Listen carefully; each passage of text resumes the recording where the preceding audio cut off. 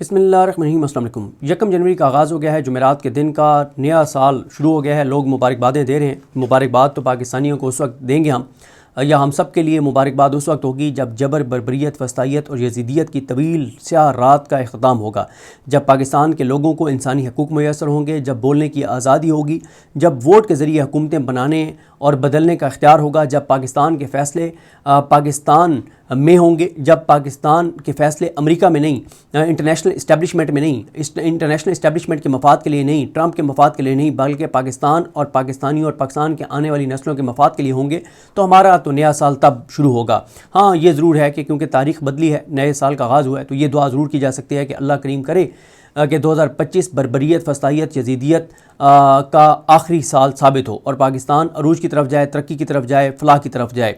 और दुनिया भर के जितने भी जालिम हैं, पूरी दुनिया के अंदर जो जुल्म करने वाले हैं, अल्लाह ताला उनको तबाह और बर्बाद करे, नेस्त व नाबूद करे।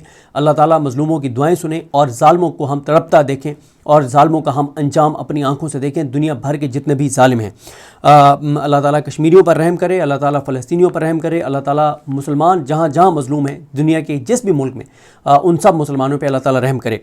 अब बर्बरियत की एक और मिसाल, नए साल का आगाज़ ही बर्बरियत की एक स्टोरी के साथ। इमरान खान साहब की बहन अलीमा खानम साहिबा को तवील अरसे के लिए जेल भेजने की तैयारियां मुकम्मल हो चुकी हैं और इसके हवाले से टाउट्स जो हैं वो ख़बरें दे चुके हैं और टाउट्स से बता चुके हैं कि अलीमा खानम को सज़ा होने जा रही है। अलीमा खानम साहिबा को ख़ुद भी पता है। मैंने अलीमा खानम साहिबा के वकील फैसल मलिक साहब से बात किया है। फैसल मलिक साहब बहुत ही लायक, काबिल वकील, जिनको मीडिया पर आने का शौक़ नहीं है, जिनको टिकटॉक बनाने का शौक़ नहीं है, जिनको अपना नाम इतना शो कराने का शौक़ नहीं है, लेकिन वो इमरान खान साहब के भी GHQ हमला केस में वकील हैं, वो अलीमा खानम साहिबा के भी इस केस में वकील हैं और वो बुशरा बीबी साहिबा के भी 9 मई और कुछ दीगर केसेस में वकील हैं।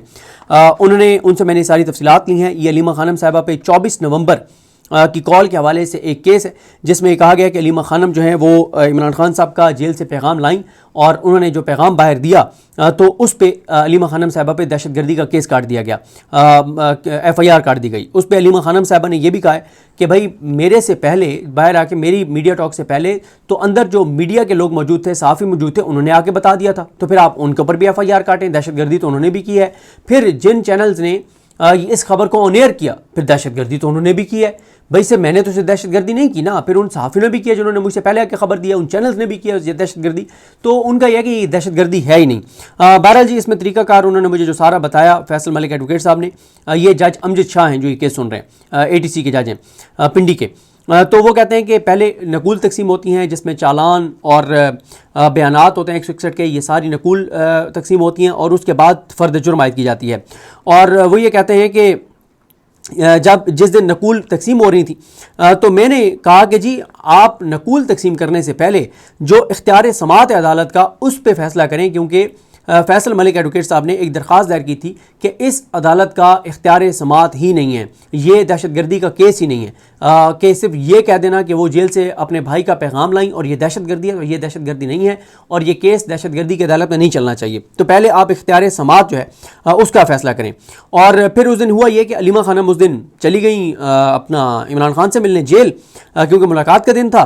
तो शाम को टीवी और जज ने कहा जी बिल्कुल आप ठीक कह रहे हैं, पहले हम इख्तियार समाअत पे फैसला करेंगे, और फ़र्द जुर्म आयद ही नहीं की। लेकिन शाम को टीवी चैनलों को टिकर भेजे गए और शाम को टीवी चैनलों से उनको पता चला, इमरान खान साहब के और अलीमा खानम साहिबा के वकील फैसल मलिक साहब को, कि अलीमा खानम साहिबा पे फ़र्द जुर्म आयद हो गई है उनकी गैर मौजूदगी में। खैर, उन्होंने जाके और अदालत को कहा कि उनकी गैर मौजूदगी में तो फ़र्द जुर्म आयद नहीं हो सकती, क्योंकि फ़र्द जुर्म पढ़ी जाती है, समझाई जाती है, उसकी वजाहत की जाती है कि आपके ऊपर ये इल्ज़ामात है, और वो तो मौजूद ही नहीं थी। तो दूसरा उन्होंने कहा कि पहले आप दायरे अपना जुरिस्डिक्शन के ऊपर फैसला करें कि आपका इख्तियार समाअत है भी नहीं। तो खैर जज साहब ने जो है वो इख्तियार समाअत वाली उनकी दरख्वास्त मुस्तरद कर दी और कहा कि मेरा इख्तियार समाअत है, ये दहशतगर्दी का केस है, मैं सुनूंगा। और साथ ही जो है उन्होंने कहा कि ये जो आपकी बहरहाल उन्होंने गवाहों के बयानात रिकॉर्ड करने शुरू कर दिए। अब तक जो है वो 16 गवाहों के बयानात रिकॉर्ड हो चुके हैं। टोटल 40 से 50 गवाह हैं, लेकिन 18 गवाह जो हैं वो उनके बयानात रिकॉर्ड करवाए जाएंगे, उसके बाद जिरा करेंगे अलीमा खानम साहिबा के वकील, और बड़ा तेज़ी में ये केस चलाया जा रहा है। अब एक और उन्होंने दरख्वास्त दायर की हुई है फैसल मलिक साहब ने, जिसमें उन्होंने ये कहा हुआ है कि जो बरीयत की दरख्वास्त उन्होंने दायर की हुई है कि अलीमा खानम साहिबा को बरी किया जाए, उस दरख्वास्त का फैसला नहीं किया जा रहा, और जो उनकी ये दरख्वास्त मुस्तरद की गई थी इख्तियार समात वाली, जो उन्होंने कहा कि आपका तो इख्तियार समात नहीं बनता, आपकी तो जुरिडिक्शन नहीं बनती। ये जो दरख्वास्त है, ये दरख्वास्त जब मुस्तरद हुई तो इस फैसले को उन्होंने Lahore high court Rawalpindi bench में चैलेंज कर दिया और लाहौर हाई कोर्ट का रावलपिंडी बेंच उस केस को सुन ही नहीं रहा और कहा गया कि जी ईद की छुट्टियों के बाद सुनेंगे। खैर, अब अगली तारीख 2 जनवरी है और साथ ही ये किया जा रहा है कि इसमें जो को अक्यूज्ड है, जो शरीक मुल्ज़मान है, उनको प्रोसिक्यूशन लालच दे रही है कि आप बस एक खाली पेज के ऊपर साइन कर दें, आपको हम कैसे फारिग कर देते हैं और उन खाली पेजेस के ऊपर बाद में एतराफ़ जुर्म उनका लिख के और अदालत में जमा करा दिया जाएगा कि उन्होंने एतराफ़ जुर्म कर लिया है। तो ये जनाब सूरत हाल है। बड़ी तेज़ी से ये केस जो है वो चलाया जा रहा है और इसमें यही है कि अलीमा खानम साहिबा को जल्द अज जल्द जो है वो सज़ा सुनाने की तैयारी है और टाउट्स ये खबर पहले ही दे चुके हैं और आपको पता है कि अदालत बाद में फैसला सुनाती है और टाउट जो है वो पहले खबर बता देते हैं और फिर ये कहा जाता है कि जनाब आप फ़लाँ जगह की उंगलियाँ उठाते हैं, फ़लाँ तरफ की उंगलियाँ उठाते हैं। जब फ़लाँ तरफ से ही टाउट्स को बताया जाएगा कि अलीमा खानम को 5 साल की सज़ा हो रही है तो फिर उधर ही उंगलियाँ उठेंगी ना, जिधर से टाउट्स को जो है वो खबरें फीड की जाएंगी। खैर, 4-5-6 चीज़ें और हैं, जल्दी जल्दी उन पर बात कर लेते हैं। मैंने एक सिलसिला शुरू किया हुआ है कि साथ मेन किसी चीज़ के साथ जो और खबरें होती हैं उनको भी ऐड कर लिया जाए। एक तो बड़ी इंपॉर्टेंट चीज़ यह है कि कल मैंने वो एक आपको वीडियो दिखाई थी जिसमें अलीमा खानम साहिबा के आगे 4-5 लोग खड़े होकर और ढाल बनकर खड़े हैं, जिनको फिर बाद में घसीटा गया, गिराया गया, मारा गया। तो उनके नाम लिखे हैं हैदर सईद साहब ने, जो कि खुद वहाँ पर मौजूद होते हैं। वो कहते हैं कि कल एहतशाम कियानी को दोबारा से गिरफ्तार किया गया और बहुत ज़्यादा तशद्दुद किया गया था और ये जो वीडियो है जिसमें वो वाटर कैनन के ज़रिए पानी मार रहे हैं और आगे ढाल बन के इमरान खान की बहनों के आगे जो लोग खड़े हुए उनके नाम लिखे हैं इन्होंने हैदर सईद साहब ने कि एहतशाम कियानी है, तनवीर असलम राजा है, उस्मान जौड़ा और राजा सरफराज और एक बंदा और साथ है जिसका नाम मालूम नहीं है। बहरहाल ये जितने मैंने नाम लिए हैं इन सब की हिम्मत है कि इन्होंने इमरान खान से वफा निभाई है, इमरान खान की बहनों से वफा निभाई है और तमाम बर्बरियत के सामने, तमाम जबर के सामने खड़े रहे और उसके बाद इनको तशद्दुद किया गया, इनको ज़मीन पर लिटाया गया, मारा गया और बहुत इनको तकलीफ़ दी गई।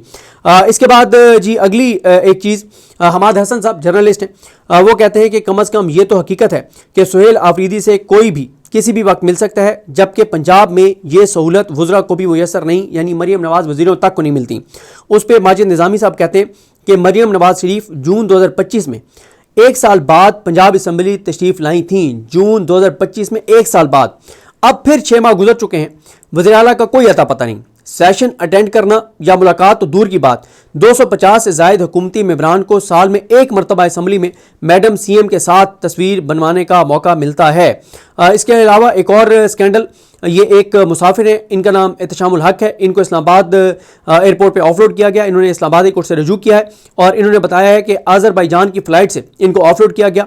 इनके पास पासपोर्ट भी था, इमिग्रेशन के दस्तावेज़ात भी थे, फिर ऑफलोड की मोहर लगा दी गई और फिर कहा गया कि 80,000 रुपये रिश्वत दे दो तो तुम्हें जाने की इजाज़त दे दी जाएगी।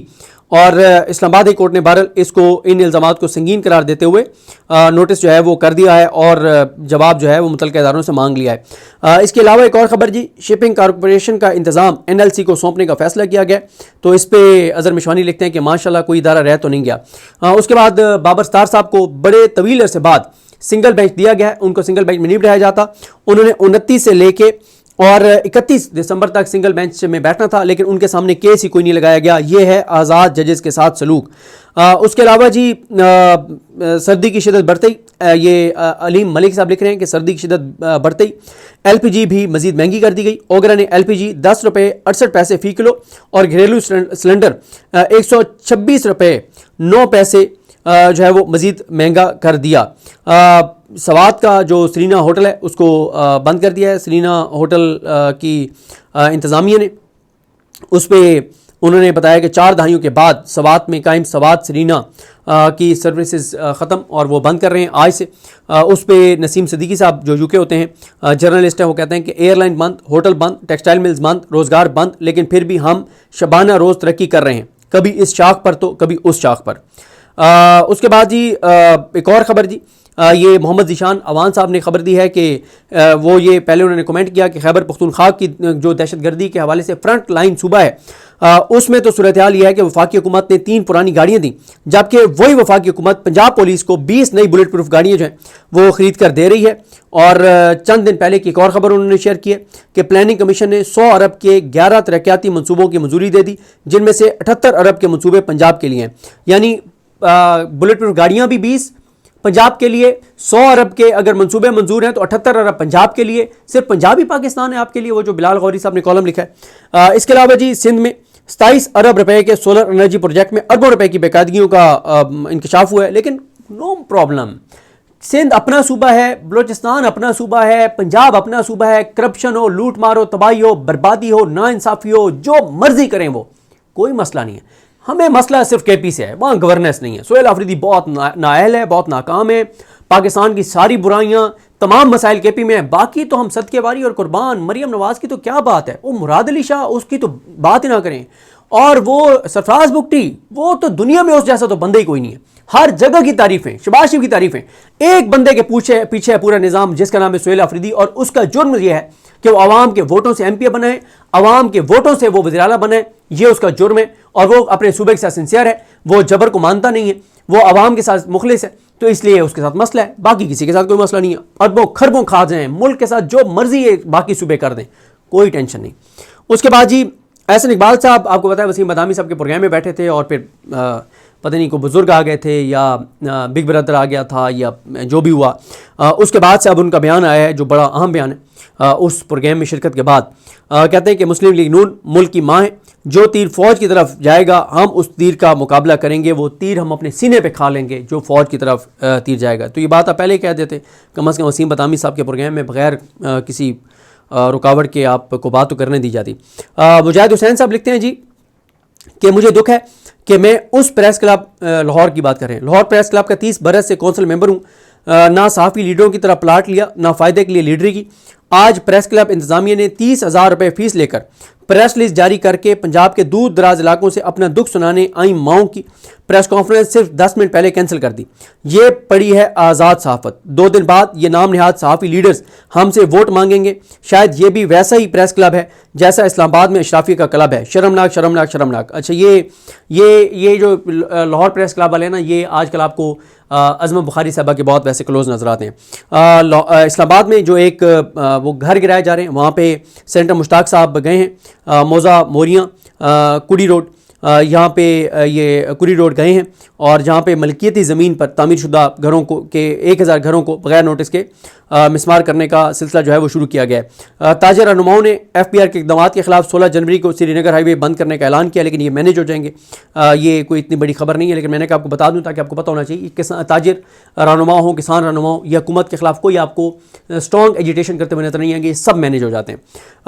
ये एक जंग में एक कल अफसोसनाक सानिया हुआ जिसमें 15-16 जानें चली गई एक हादसे में, और ये ज़ीशान अवान साहब ने खुशाब सरगोदा रोड का लिखा है कि ये खूनी सड़क बन चुका है, आए रोज़ हादसा हो रहे हैं। और उन्होंने कल लिखा था कि परसों कि एक हादसे में 5 अफराद जो हैं वो जहाँ भाग हो गए, और सिर्फ वो कहते हैं कि सिर्फ 2025 के खुशाब सरगोदा रोड के वाक़यात निकालें तो बहुत बड़ी तादाद है।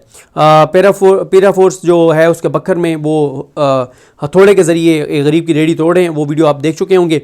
बहरहाल जी कुछ और भी खबरें हैं जिन पे हम नेक्स्ट वीडियोज़ में बात करेंगे। मुझे अपनी दुआ में याद रखें। अल्लाह करीम हम सब का हामी नासर हो। अल्लाह हाफ़िज़।